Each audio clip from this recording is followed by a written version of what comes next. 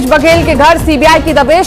CBI की team Raipur और भिलाई पहुंची है। सीबीआई की टीम जांच कर रही है। बड़ी खबर आपको बता दें कि भूपेश बघेल के घर सीबीआई की दबिश और इससे पहले भी छापेमारी हो चुकी है। भूपेश बघेल के घर, उनके बेटे के घर भी छापेमारी हो चुकी है, लेकिन अभी भी भूपेश बघेल को राहत नहीं, क्योंकि सीबीआई की दबिश इस वक्त भूपेश बघेल के घर सीबीआई की टीम रायपुर और भिलाई पहुंच चुकी है और जांच कर रही है सीबीआई। बड़ी खबर आपको बता रहे हैं, रायपुर और भिलाई दोनों ही जगहों पर जांच की जा रही है। भूपेश बघेल से जुड़ी बड़ी खबर आपको बता रहे हैं, भूपेश बघेल के घर सीबीआई की दबिश और सीबीआई की टीम रायपुर और भिलाई पहुंच चुकी है और यहां पर जो है जांच कर रही है सीबीआई की टीम। बड़ी खबर आपको बता रहे हैं, कई मामले हैं और उन मामलों के मद्देनजर लगातार छापेमारी से अभी तक राहत भूपेश बघेल को नहीं मिली है और इससे पहले भी एक दौर की छापेमारी हो चुकी है भूपेश बघेल के यहां और उनके बेटे के घर पे। लेकिन एक बार फिर से जो सीबीआई की टीम है, अब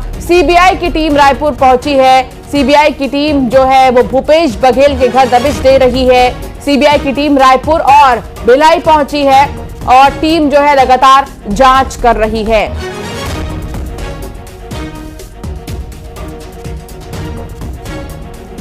अभिषेक शुक्ल न्यूज एडिटर हमारे साथ जुड़ गए हैं। अभिषेक, अभी भी भूपेश बघेल को राहत नहीं है? बिल्कुल, देखिए लगातार ये कार्रवाई चल रही है और आज जो अभी सूचना मिल रही है कि सबसे पहले सीबीआई की टीम ने दबिश दी है यहाँ पर और भूपेश बघेल के भिलाई स्थित घर पर और रायपुर स्थित उनके निवास पर। ये शुरुआती जानकारी है और टीम सुबह सुबह पहुंची है और वो अपनी कार्रवाई यहाँ पर कर रही है। और इससे पहले आपको बता दें कि ईडी का छापा पड़ा था। ईडी ने होली के पहले शराब घोटाले में यहाँ पर छापेमारी की थी और उसके बाद अभी सीबीआई का छापा यहाँ पर पड़ा है। तो लगातार भूपेश बघेल जो महासचिव हैं, कांग्रेस के पूर्व मुख्यमंत्री हैं, उनकी मुश्किलें बढ़ती जा रही हैं और तड़के तड़के सीबीआई की टीम ने वहां पर पहुंचकर छापेमारी की कार्रवाई शुरू कर दी है और मुझे लगता है कि जैसे जैसे अब दिन बढ़ेगा ये मामला और तूल पकड़ेगा। बहुत शुक्रिया अभिषेक जुड़ने के लिए और जानकारी साझा करने के लिए।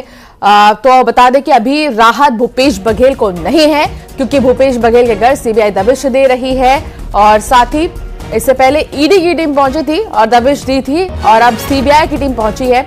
लगातार जांच की जा रही है।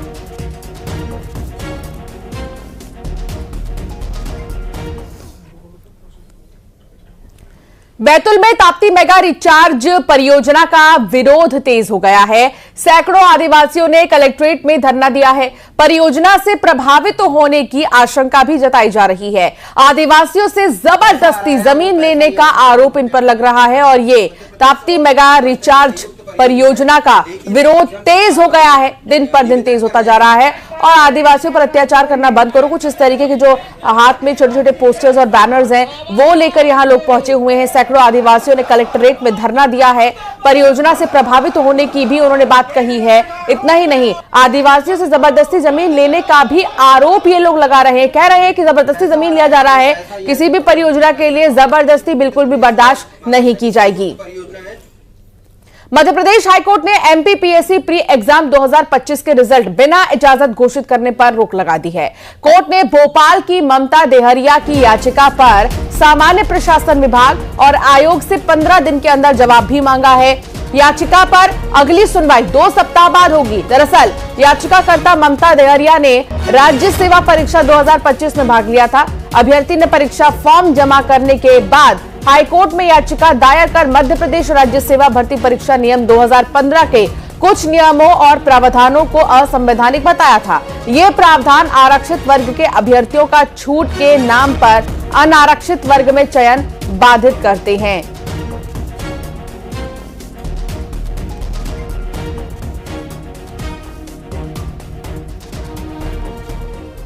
और छत्तीसगढ़ में धर्मांतरण पर जल्द कड़ा कानून आएगा। डिप्टी सीएम विजय शर्मा ने धर्मांतरण पर बड़ा बयान दिया है। उन्होंने कहा कि अगले विधानसभा सत्र में सरकार धर्मांतरण पर कानून लाएगी। बड़ी खबर आपको बता रहे हैं, छत्तीसगढ़ में धर्मांतरण पर जल्द कड़ा कानून आने वाला है। डिप्टी सीएम विजय शर्मा ने धर्मांतरण पर बड़ा बयान दिया। उन्होंने कहा कि अगले विधानसभा सत्र में सरकार धर्मांतरण पर कानून लाएगी। ये भी बता दें आपको कि छत्तीसगढ़ में लगातार जो है धर्मांतरण के मामले भी सामने आ रहे हैं। कई बार प्रलोभन देकर, झांसा देकर या किसी भी चीज का लालच देकर धर्म परिवर्तन करा दिया जाता है, जिसकी वजह से कई लोग परेशान हो रहे हैं। और अब डिप्टी सीएम का ये बयान कई मायनों में खास हो रहा है। संभावित है उनके सत्र के ठीक उपरांत पंडुम में बस्तर पंडुम जो चल रहा है उसके बस्तर कार्निवाल, उसके लिए हम लोगों ने आग्रह किया था उनसे, तो थोड़ा अभी समय देख करके स्पष्ट करेंगे, परंतु संभावित है कि वो आ जाए। और अब बात करेंगे अगली खबर की। कांग्रेस की पूर्व बघेल सरकार पर पूर्व गृह मंत्री ननकीराम कंवर ने बड़ा आरोप लगाया है। जल जीवन मिशन में 100 करोड़ के घोटाले का आरोप लगाया है। ननकीराम कंवर ने राज्यपाल और डिप्टी सीएम को पत्र लिखा। ननकीराम कंवर ने मामले की सीबीआई जांच की मांग की है और विधानसभा में भी उठ चुका है घोटाले का मामला।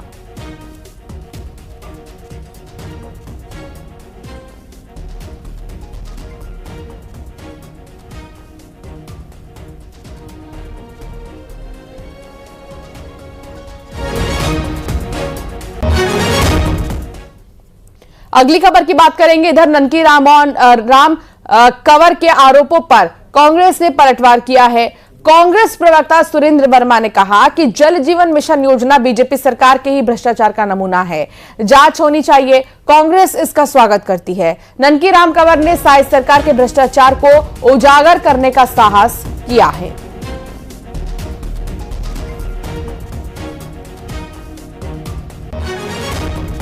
जल जीवन मिशन भारतीय जनता पार्टी की सरकार के भ्रष्टाचार का नया नमूना है।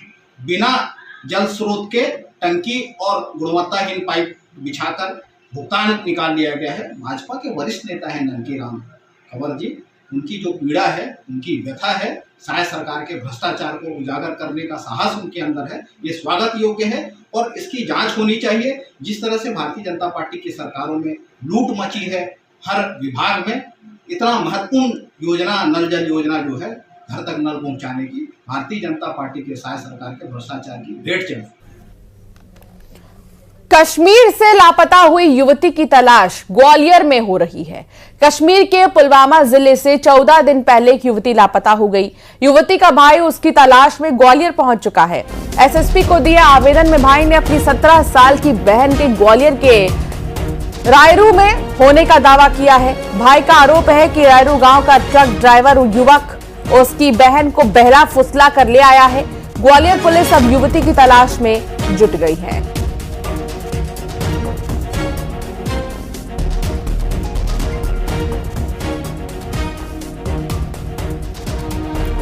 मैं जम्मू कश्मीर से आया हूँ, इसलिए आए को हमारी जो छोटी बहन है उसको कोई लड़का यहाँ का उठा के लाया है। विशाल शर्मा मैं उस लड़के का, वो वहाँ से उसको भगा के लाया है, क्योंकि जो हमारी बहन है वो कम दिमाग वाली है। अच्छा ये बताइए कि जो लड़का लेके आया है वो कश्मीर में किस जगह से लेके आया है? कश्मीर में पुलवामा से लेके आया है वो। उनकी सिस्टर जो है पुलवामा से, जो नाबालिग सिस्टर थी, पुलवामा से जो है रिपोर्ट दर्ज कराई, गायब हो गई थी और उस संबंध में उनने वहाँ पर टेक्निकल साक्ष्य व मोबाइल लोकेशन के आधार पर उनको जानकारी मिली कि उनकी सिस्टर का लोकेशन ग्वालियर के रायरू क्षेत्र पुरानी छावनी थाना क्षेत्र में है और एक ट्रक चालक है, उस पर संदेह है उनको कि ट्रक चालक लेकर आया है। आगे बढ़ेंगे खबरों में और बात करेंगे टीकमगढ़ की, जहां ओरछा के जहांगीर महल का नाम बदलने की मांग उठी है। बीजेपी नेता विकास यादव ने जहांगीर महल का नाम बदलने की मांग की है और राम राजा सरकार को ओरछा लाने वाली रानी कुंवर गणेश के नाम पर करने की मांग की है। उनका कहना है कि जहांगीर महल मुगल कालीन गुलामी की याद दिलाता है। जहांगीर महल का नाम बदले जाने का पर्यटन मंत्री ने भरोसा दिया है।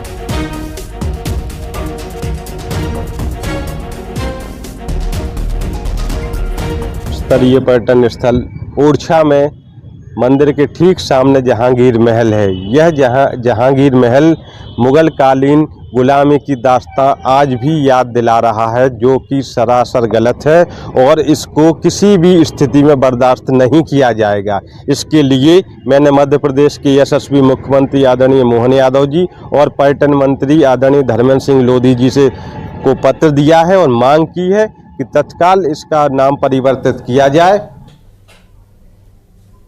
गरियाबंद में मैनपुर इलाके के इंदा गांव में पिछले 20 दिनों में 15 से ज्यादा लोगों ने खुदकुशी की कोशिश की है, जिसमें से 3 लोगों की मौत हो गई है, जबकि बाकी लोगों को बचा लिया गया है। ग्रामीणों का कहना है कि खुदकुशी की वजह लोगों को जमीन का पट्टा नहीं मिलना, बेरोजगारी और नशा है। स्वास्थ्य विभाग और मनोरोगी विशेषज्ञ आत्मदाह के पीछे नशे की बड़ी वजह बता रहे हैं। दूसरी तरफ ग्रामीण अब इस अनहोनी से बचने के लिए देवी देवताओं की शरण ले रहे हैं। तो पुलिस की टीम और स्वास्थ्य विभाग की टीम भी पिछले कई दिनों में गांव पहुंची और मामले की जांच कर रही है।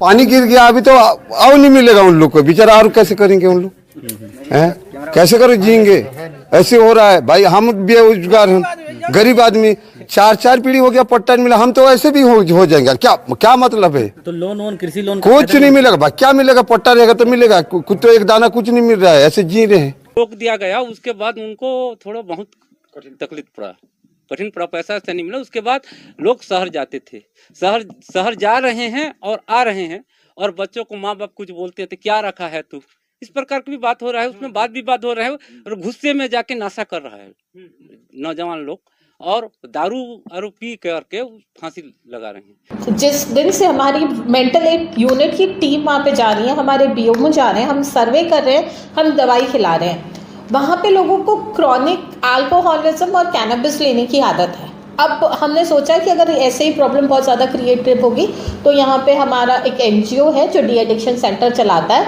उसके पास 25 से 30 बेड है। अगर बहुत ज़्यादा प्रॉब्लम होगी तो हम वहाँ से पेशेंट को रिलोकेट करेंगे सेंटर में। जशपुर की छवि को राष्ट्रीय पर्यटन पटल पर उकेरने की पहल में मुख्यमंत्री साय ने की है। मयाली नेचर कैंप में साहसिक खेलों की शुरुआत की। सीएम साय के पहल से जनजातीय प्रतिभाओं को मंच और युवाओं को रोजगार मिलेगा। कुनकुरी के मयाली नेचर कैंप में एडवेंचर जोन शुभारंभ किया गया है। साजिले के लिए 3 प्रमुख पर्यटन सर्किटों, आध्यात्मिक एवं सांस्कृतिक, प्राकृतिक और वन्य जीव और साहसिक पर्यटन सर्किट की सीएम ने सौगात दी है।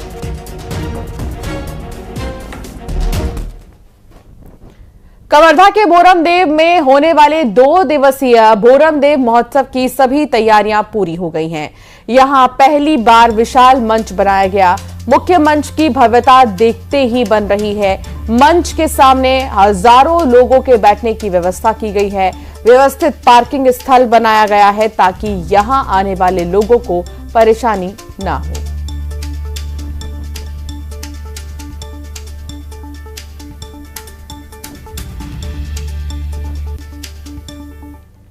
तो वहीं छतरपुर स्थित बागेश्वर धाम की तर्ज पर विदिशा में भी एक बाबा का दरबार लगने लगा है। यहां पर पंडित अंशुल शास्त्री भक्तों के पर्चे बनाते हैं। दरअसल विदिशा के नजदीक स्थित चिड़ौरिया पड़रात गांव में भगवान बालाजी का मंदिर है और यहां पर विदिशा ही नहीं, छतरपुर, भोपाल सहित एमपी और यूपी से लोग अपनी अर्जी लगाने के लिए पहुंच रहे हैं। जो है संक्रांति के दिन 15 जनवरी से लग रहा है और यहाँ पर जो भी भक्त आ रहे हैं, बाहर से दूर दूर से भक्त आ रहे हैं, अर्जी लगाते हैं, नारियल बांधते हैं, बैठ जाते हैं। दरबार जब प्रारंभ होता है तो उनकी समस्या एक पर्चे में लिख दी जाती है कि आपको ऐसी ऐसी समस्या है। उनका नाम भी लिख दिया जाता है, आपका नाम ये है और आप कहाँ से आए हैं, इसके बारे में ये पूछेंगे और उनको उपाय बताए जाते हैं। अगर वो उपाय करते हैं, 7 बार आना अनिवार्य है, लेकिन 7 बार से पहले ही आराम लग जाता है उनको। यहाँ पे जैसे बागेश्वर धाम का दरबार लगता है धीरेन्द्र शास्त्री जी का, ठीक उसी प्रकार यहाँ पे दरबार लग रहा है। और महाराज जी अपनी मर्जी से जिसे चाहे उसे बुला लेते हैं, कभी नाम से भी बुला लेते हैं, कभी गांव का नाम लेकर भी बुला लेते हैं और महाराज जी वो अंदरूनी बात बता देते हैं। खरगोन में आजादी के बाद से रेल का सपना देख रहे लोगों के लिए खुशखबरी है। इन दिनों railway board Khandwa Alirajpur rail line का सर्वे करा रहा है। नर्मदा ताप्ती रेल लाइन समिति के इंजीनियर राधे श्याम पाटीदार के बनाए नक्शे के आधार पर सर्वे हो रहा है। इस रेल लाइन में अलीराजपुर, धार, बड़वानी, खरगोन और खंडवा शामिल है। पहले चरण के बाद दूसरा सर्वे ड्रोन कैमरे से होगा। खंडवा अलीराजपुर रेल लाइन को लेकर सर्वे की बात की जा रही है। सर्वे की शुरुआत भी हुई है और इस सर्वे से लोगों को ऐसी उम्मीद जगी है कि जो आज़ादी के पहले का रेल का जो खरगोन जिला, जो आदिवासी बहुल जिला है, उसका सपना हो सकता है। तो हमारे साथ जो सर्वे कर रहे हैं सर्वे टीम के सदस्य भी मौजूद है। किस प्रकार से सर्वे हो रहा है, कितने चरणों में होगा? अभी तो ये सर्वे का पहला चरण है, इसके बाद 1 या 2 चरण और होंगे। तो इस पहले चरण में हम ये देखते हैं कि जो हमारी लाइन जा रही है उसके मार्ग में कोई अवरोध तो नहीं आ रहा है। जैसे कि अगर कोई बड़ी पहाड़ी आ रही है तो वहाँ पर हम चेंज कर सकते हैं, बट यहाँ पर तो ऐसी पहाड़ियाँ है नहीं। वहाँ पर कट करके मतलब कट और फिल करके वो मतलब पूरा समतल हो जाएगा। और उसके बाद चेक करते हैं कि कोई नदी कितनी बड़ी है और कितनी छोटी है। उसके बेस पर वहाँ पर स्ट्रक्चर डिसाइड होता है कि कौन सा मतलब ब्रिज आएगा। उसके बाद फिर दूसरा चरण स्टार्ट होता है, वो जो सर्वे होता है उसमें हम ड्रोन।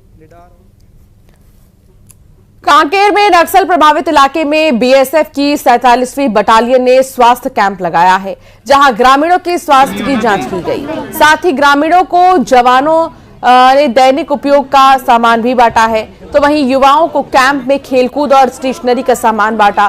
बीएसएफ सिविक एक्शन कार्यक्रम के तहत नक्सल प्रभावित क्षेत्र के ग्रामीणों से अच्छा तालमेल बनाने का लगातार प्रयास करती है। देश भर में बढ़ते प्रदूषण के बीच भारतीय प्रौद्योगिकी संस्थान इंदौर का महत्वपूर्ण अध्ययन सामने आया है।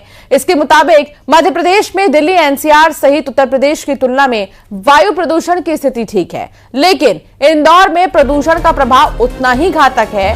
खासकर महिलाएं घर के अंदर और बाहर दोनों ही जगह प्रदूषण का शिकार हो रही हैं। अध्ययन के अनुसार इंदौर सहित प्रदेश में बीते 4 दशकों में प्रदूषण का स्तर काफी बढ़ गया है। प्रदूषण स्तर सामान्य दिनों में मानकों से करीब 9 गुना और अत्यधिक स्तर वाले दिनों में 20 गुना अधिक है।